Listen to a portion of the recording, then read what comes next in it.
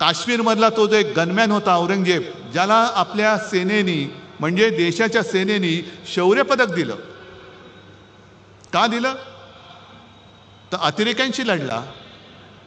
त्याच्यानंतर तो सुट्टी घेऊन घरी चालला होता.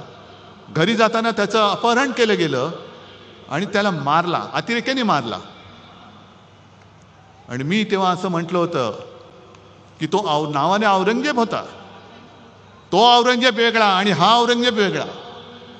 देशासाठी जो शहीद झाला तो औरंगजेब असला तरी आमचा भाऊ आहे हे मी बोललो तर काय चुकलं होतं माझं?